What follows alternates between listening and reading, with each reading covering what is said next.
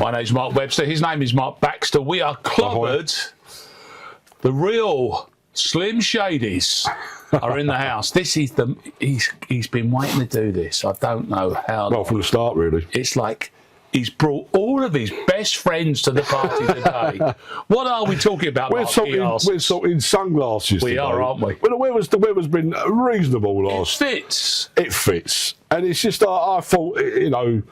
I have people on a regular basis ask me in Lidl's, what are your favourite sunglasses brand? Well, listen, what else are you going to do with the queue? What else are you going to do? So I thought I'd pick out 5 brands, if you like, that I like, I've admired or I've worn or I've seen other people that then set me up to try and get. Now, here's why it's an interesting thing. I'm gonna go with the fact that it might be 2 pretty much divided subsections here. One of which is people who are more than comfortable and can't wait to get a sunglass on, and the other lot for whom it's a bit of a chore. I've always remained a bit of a chore. Really? I don't like the way it changes what I'm looking at. No, it's that bit. No, it's definitely an outfit choice. Yeah. It goes. You know, you start with your shoes. Everyone knows that, and then you end up at the top with your sunglasses. Larry Olivier started with shoes, didn't he? Famously, to get his characters, or is it Alec Guinness? Yeah, well, yeah, that is a thing. Yeah, and then yeah. So just I don't remember. I think it's just influences. For me, it's influence of various films and people over the years. This is definitely the case. That's definitely something to do with it. People from better places than we are, i.e. popular music and the cinema, have adored wearing sunglasses on and off screen, on and off stage. It's rock and roll, Hollywood, essential, isn't it? It's all part of that. And so I'm going to start with Randolph Engineering. Okay. Not a name that a lot of people know, I don't think, but it's... I first become aware of it because it's worn by De Niro in Taxi Driver. He's Travis Bickle. Gotcha. And what I always noticed about those, being a bit of a train spotter, was I got a pair. Where are they? So that's your Randolphs. Are they on? No, that was in there. Sorry, one. They got the straight. They got the straight. There's no curve, and I always noticed that on the as my memory serves me. I always remember. Do they sit well? Let's have a look. Give us a Hollywood turn, please, for it. Nice and slow. That's too quick. I like it. Nice, isn't it? No, it's got the old thing there. No, do they feel less imposing on your head if it's just kind of wrapped around? I have no dramas of wearing these. They're not too dark. It's not too not dark enough, obviously, to do the job. But the ear thing, not even. Are they an older manufacturer? Well, they're 1973. Oh, okay, so relatively new. But the story behind it was 2 Polish immigrants to the States. I just call them Jan and Stan. I won't try the surnames. Very wise. And they developed and pulled their resources and money to develop a range of sunglasses, mainly for the military. So aviation, and they got a contract with the US Air Force, and then they obviously carried on developing it, and then all these things they're probably just made for the Air Force, and someone's gone, I like that, and then obviously Bickle, being the character Bickle, would ex-Vietnam, if I remember right. And he's fundamentally wearing military clothes. So these glasses would have fit in with that sort of vibe to it. So whoever put the costume together would have picked up on that. And then that's where I first read about it. And that's the great news, of course, about sunglass brands, is that most of the things that we love best, they've started out for a practical reason. Yeah, and more often not from the military. So you'll find that in most of these brands, they start off as there's a purpose to them as opposed to a fashion. It's not really a fashion, it's more of a purpose. From your point of view, can I talk to you about RayBan? You have a RayBan in this selection? No, I haven't got a RayBan. I've had RayBans over the years. Now, this is because basically I'll do that now. You have got a RayBan? I don't know if I can do a turn. Let me have a go. There we go. Go on. I've owned 2 pairs of sunglasses that I'm aware of, and they've both been these. The RayBan, because I got them for the... I say. That one you want. That was nice. See, again, I like it. Seamless. But I got... You forgot what it was, didn't you? Yeah, I didn't know who I was. I lost the first pair of these. These basically just used to live in the car. So I've owned probably a pair of those RayBans for 30-odd years. what I think I would have liked to have worn, but I think they just got too cliched, is the black rim. I think that's plastic why. ones. That's why I think I haven't got a pair. Really? I think they become, again, you know, we're pests for this. Like, basically, they become too popular. You almost go the other way. Yeah. And of course, James Dean, you did Bob Dylan, Marilyn, etc. All wore those. They're a glass. Again, but across everybody, every culture, every and in the style. 80s, they were everywhere, weren't they? They were all pop stars. Cruise suddenly again is his go. I would have got a pair around him, but they've just passed them through over the years. I haven't got a pair. I've got a pair of RayBans indoors, which are completely not. They're like yellow framed. I don't even know where I got them from. I didn't bring them out because they're a little bit small. Looked a bit strange. Yeah. I'll be honest. Well, we don't want that. Okay, so RayBan, we know. Again, to a great extent, RayBan is a word that almost like generic for sunglasses. It was the biggest literally banning the rays. It was literally, if you think about it, RayBan. Well, it's not even hard, is it? It's really, I mean, again, that's taken nearly 40 years. Now you've made me think about it. I really shouldn't have to think that hard. It's that simple. Well, the scales have fallen away from my eyes, and the sunglasses. So too much fun. Next pair, please. Persol. Okay. Pardon the French, or Italian in this case. One of the finest detergents, but no. Manufactured in Turin from the 1917, which is quite impressive. An optician guy named Giuseppe Ratti developed some sunglasses which he called protectors, which were then sold to racing drivers, sports car drivers, and again pilots. It was you know you're in a plane. No, these are essential. If you think about the sun, you suddenly can't shut your eyes. You can see the downside, can't you? You can't exactly go. Hang on. That's right. So you got. Oh, whoops. Yeah. So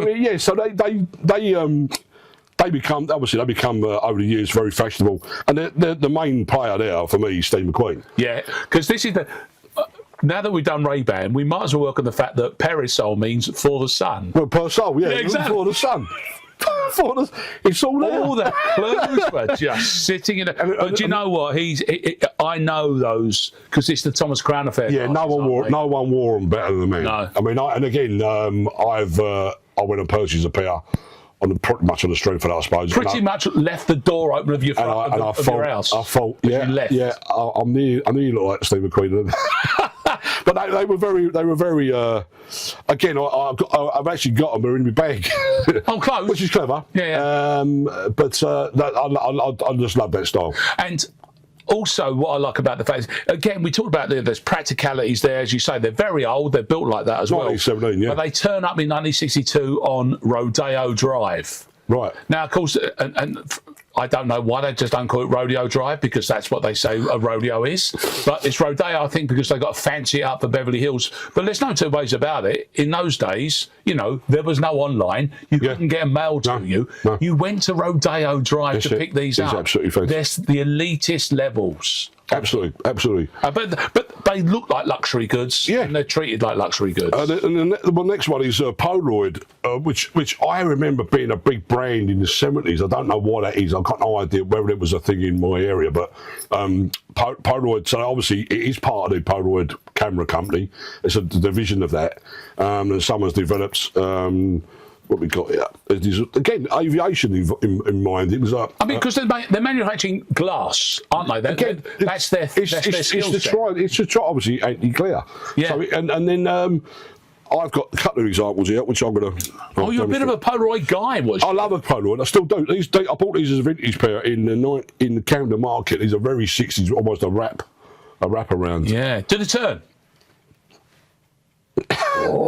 And I've actually got the original case, which is a lovely thing. I'm giving you this sort of mafia heavy. They've got a touch of that. They've got a touch of Frank looking after Frank Sinatra, haven't they? Yeah, definitely that. And then they've got these ones. To be worn in the bright sunshine or the pitch black, it doesn't really matter. Again, these are Polaroid, but these are like I think these are more like French or these actually made. They're fancy. They're made in France. They're more European, I think, and I like these a lot. I've got a lot of time for these. I like very the metal frame, and I like the non-frame. Yeah, exactly. Yeah, they're very unusual, but you do see them popping up quite a lot in. old French films or Italian films back in the 60s, 70s, and I like that look. I like that sort of Euro chic. I've always liked that look. Can I drop a name into the mix? Because it was an aspirational name, I think, for anyone who grew up in the 70s. And the reason I mention it is because a couple of years ago, they shut down the range, which is called the Gargoyles Antsy Classic, as worn by Arnie in the first Terminator. Wow. But made by Foster Grant. Oh, Foster Grant, yeah. Foster Grant. No, that's a name, isn't it? Was the name in this when I was a kid. No, that's right. Is if you haven't got your Foster Grants, you are not making a statement. No. Their advertising campaigns were like absolutely compelling. They were, and that was the name of the brand. They were everywhere. And I think they were particularly big because the Foster half of the conversation, Sam Foster, he was the plastics guy in the equation. Right. So, and I, in my head, because of course, when I think about plastic sunglasses, I am not straying too far from the amusement arcade at Southend by Southend Pier, and they cost £1 because plastic sunglasses, and of course, as worn by Captain Sensible, etc. Absolutely. Of course, that's what they are. But plastic sunglasses were a kind of a refined product at one point, and Foster Grants were infamous for them. Weren't they? Yeah. I mean, I get you right. It's a name that I obviously know well. I would have had a pair of them without a shadow of doubt. But again, you start thinking, were they real or were they your market? My suspicion is this is one of those very early incarnations of rip-offs. Yeah, I don't think, I would have thought Foster Grant sounds like he was sold in Kings Road and we never got there. And of course, the problem with this is that the reason this is probably a bit of an issue is the whole idea of proper sunglasses as provided by opticians is it protects you, which is what as opposed to just coloured glass. I mean, back in you end up like Bob Hoskins in Mona Lisa with the little stars on you, and you're going to the bottom of the Brighton Pier. I don't think anyone really thought about that when we first put them on. No, literally. Just they look like that. What they would do in your eyes, you've got absolutely no idea. But there lies the thing: is across many years, simply having them on as affectation for posing in was absolutely. At what point did you ever say, "Well, this is protecting my eyes"? I think you find because it's quite bright out. That's not really a conversation you had out loud. I think it's when you started buying the proper pairs and at the proper prices, and you're working out why are they so expensive. Then you realise they're protecting your eyes. Now you've got to justify that for medical purposes. Yeah, it was a bit like that, and then I don't think that again. It didn't really work that out to the last few years, but I mean, they are, I think, essential part of certainly my wardrobe, if you like. Obviously, in the sunny day. Agreed. Okay, I see. We got one more pair there, have we? I got Moscot is a company I'm going to use. Moscot is an American company. Yes. I haven't got a pair of Moscot, but the reason I picked them out is they got a great name for the most popular pair, which is a Lemtosh. Okay. Which they were obviously the guy that started in 1899, Hyman Moscot, a family business, initially sold ready-made glasses from a barrow in the streets of New York. That's how he started. Wow. Now, what they were and what he was selling and where they come from, I have no idea. He just arrived in New York as an immigrant, and what he was actually selling, I don't know. But the company, he sat on the barrow. Obviously, there was a need for glasses. What they were buying, how they prescribed them, I've got no idea. And then he opens the shop in 1915. And then from there, his son became his next son, and then passed it on through the family. Still in the family, and they're still in New York, and they're in London as well now. Oh wow! And the most popular brand is called the Lemtosh, which I love that name. Great name, oh gosh! And it comes in various colours and it's still. I think it's from the 50s. It's been a very popular brand. And I get to ask you perhaps one day, got your Lemtoshes on? Don't I love it. I love that the name. only question I now need to. That's why they got these ones. The last pair basically are the classic, what I call the classic mod. If you allow me, the classic mod style glass. Who's that by? These are just generic. I don't know what they're. The names escape me. The company that they're around. But the look is the thing. The look was the thing. You haven't done a turn yet? Sorry about that. The contractor to do a turn. Yeah. Just a bar across the top. Very, very. I mean, Weller-esque. I mean, Weller would have worn these in the sort when we were all like following whatever he put on 90s style council in solo years. They're not shouty, and again, that's understated, with the ethic. Understated, but stylish. I think is the main important there. Can I do a little couple of mentions in dispatches for you, if I may? First of all, don't know who made them, but Gary Oldman's little round ones in Dracula. Yeah, big fan of them because they look like medical glasses. They do, and the great thing about them is that. There was this big thing that is that he's ruined everything now. This is some period. No, they were. That was a period, you know, they were worn in those days, you know. Tinted glass made sense. Probably off the back of Iron Moscot Exactly. Sparrow. It transpired that it only took us 70 or 80 years to work out that they were for medical Absolutely, purposes. I'm also a big fan of Cutland Gross. Oh, yeah. It's as worn Big in name. Kingsman. And the reason I like them is because they do a tortoise shell. Yeah. And Cutler Gross, they're relatively new. I mean, there were two, students studying optometry who teamed up together in '69, opened up in '71 in Knightsbridge. Right, yeah. So again, it's a relatively new concept. Yeah. But of course, Massive in the 80s. They look like a pair of glasses that fit the world in which we're currently talking to you, this environment. They were a big company in the 80s. They were all over the Face magazine, the Cutler Gross. They were very, very desirable. And expensive, though. I remember being expensive at the time. Oh, yeah. Because they were proper glasses. We didn't really appreciate that. I certainly didn't. Witness from a distance. I'll tell you who does that as well now, and he's 20 years old now. He's a company, I know you know them, called Black Eyewear. Oh, yeah. Who are... Which is where these are from, yeah. Are they Black Eyewear? Yeah. Oh, right. The reason... Robert Roop is a lovely fella. man. Lovely fella. He's the real deal. He's a proper, trained, optician. Yeah. But he's also a mad old jazz head. Absolutely. And all of his ranges of glasses are named after great jazzers. This is why I've got these on, because I went in there and I read that and thought, right, I'll test that out. Went in there and I had just made a film on Tubby Hayes. And he was a bit of jazz playing in the background, and he said, "Oh, can I help you?" I said, "Well, you got anything named like Tubby Hayes?" He looked at me like saying, "Well, of course we have." You know, it was obvious. What kind of self-respecting? Bless his heart, he said to me, "There's a great film on Tubby, if you don't know it." I said, "Actually, I was the producer of that film." If I may stop you there, Mr. Root. And he said, "Well, in that case, help yourself to a pair. If you buy one, you can have another pair for free." Oh. And that a genuinely lovely fella. I've got these on, and every time I put these on or wherever I go, most people stop laughing after a while, but they do say where they from. You know, where they from. And I always give Robert a little shout, because he's a very nice fella, very generous, and a massive jazz man. He loves, and he appreciates that someone had gone out and made a film about Tubby, which was a lovely thing to hear. That's great news, and completely unique in style. Yeah. And you go and get them, they are kind of, you're getting like proper scientific glasses, but he does them as sunglasses. I mean, durable. I mean, I must have had these 5-6 years. I mean, and I've had prescription done recently and fine. And I've dropped these, I stood on them, I fell over them, and they're still somehow going.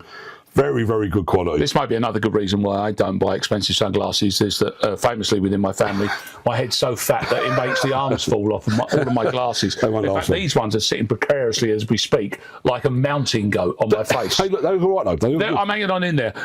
Can we just say, mention the dispatches, I think my favourite sunglass wearer ever, Miles Davis. Oh, well. Who goes from the welder's goggles of more recent times all the way back to the ones I really like. Yeah, he can wear anything. Philippe Chevalier's tortoiseshell ones that he wore, made in Paris in the 60s. You go back and they're those, it's the oversize. He wore always that kind of oversized, fly-looking thing. And a small head, though, didn't he? Exactly. Small head, he'd have got him in when he was in Paris in the 50s, wasn't he? He was over Paris. He was obviously the top of the town there. Fundamentally living there and living the Vida Loca. Yeah. Well, there you go. What a selection of shades, young man. I better go. Can I ask you now to tell us about your new bit? New bits. I'm going to have a controversial stab at this today, because I've gone with Birkenstocks, which are very popular out there. Very, very popular, but a lot of people can't stand the sight of toes. People with sandals on. They're not everyone's cup of tea, and I appreciate that. But I love a Birkenstock, or Birkie as we know it in the trade. Yes. And I've worn a Birkie for 30, 40 years. Again, have you always had a Birkie on the go? I literally read about them in the face, and they had a sort of photo shoot. I could see the photo shoot. That was like a hip hop type of thing back in the day. And I thought, I'm having a pair of it. And to be fair, they're quite an ugly looking. No, that's the fun part. But that's what I like. Anti-fashion become fashion. I love that stuff. Anyway, so they get this company, 1774. Right? Is it really? 1774 in Germany. Credit where it's due then. Durable. A shoemaker called Johannes Birkenstock. Hasn't gone too far. Makes sense. And he was making shoes for the farm workers, out in the fields. And again, the journey from that to where we are today is a long, old, slow burn. But mainly, he just kept selling his industrial-looking shoes. But it was always made and sold for wellness of your feet. That's why it's more about the construction. It's like the Dr. Martin, that side of his life, yeah. No, Dr. Skull and Dr. Skull as well. And Skull, Skulls, yes. Skulls. So the footbed, as they called it, is very important. The outside of it, not so important. So anyway, over the years, and then in the 60s, he introduced a sandal, as my mates call it, desert wellies. A very nice pair of desert wellies. And then he brings in the closed toe like clog, which is very, very popular at the moment. I love the mule. I've got a pair of those. Not invest in them because it's £700 worth they're of quite expensive. But now I've got 2 or 3 pairs of those, and in the garden, love, obviously, in the garden. Is that as far as One's in the garden. They get 10 yards from your front door? I wear them for a couple of years, and I'll upgrade a nice ginger suede pair. Of course you will. But the classic boots, like his Arizona 2-strap sandal, which is literally everywhere. I always wear one without socks, because with sock always brings back the horrors of granddads in the 80s. But it's become a thing, isn't it? It's an arch look. It's to wear it with socks. Irony, isn't it? Socks and sliders. Socks and sliders. Exactly. So basically, where I am now, Camberwell, Peckham, they are everywhere. Yes. They are literally everywhere. And that's off from them. They kept going. There's still more style, medical idea more than fashion or style. They stuck to that, despite being very popular. They stuck to the importance of the footbed and the construction. But now that they have become just universal. But if you've invested in a pair of Birkies, everyone knows it, because that's what they are. You can see them coming. Imitations do not match up to the real. Obviously, there's loads of imitators out there. Yeah, exactly. I'm going to pop into your favourite shop for you, Uniqlo. Just started a range. You say Uniqlo, wouldn't you? I think there's Uniqlo. I don't know. Uniqlo. It's a rhythm thing, isn't it? Yeah, I see your point. We'll see. We'll be told. Sunday's Fun Day. The hardback copy from 1965 of Charles M. Schultz's Peanuts and Charlie Brown. Well. And they've done a commemorative range of T-shirts that have come out now. And they've done them as plain, good, wide fit, half sleeve ones, and also the under baseball shirt style, which is the one half sleeve with the yoke. Yeah. Of course, it's a design classic. Is the illustrations? Absolutely. You cannot beat them. Can't go wrong with it. And the T-shirts are great, as I say. Taken from that particular book, wear it with pride, and hum in your head any of the score for Charlie Brown and Peanuts by the great Vince Guaraldi, who first introduced his jazz to Charlie Brown in 1963 when the TV series started. Right, okay. So it's been going that long. A long time, yeah. Charlie Brown's cool. That's absolutely. End of conversation. End of conversation. By the way, so's Norm. You can get all your Norm stuff. You can get all your Clobbered kit as well. Just go to the links. You'll be able to pick up on that there. And of course, you can subscribe for free to find out what us two are banging on about. Please do. He may have exhausted the sunglasses. Should we get a pair on and do a big turn? Should we do a turn? Finish with, yeah. Yeah, I got it. I'll have you got your camera. I've got mine. I'm going to go with my favourite. I'm ready for action. No, my favourites. There you go. I'm over a lot of that back, so I'm going to go 3, 2, 1, go.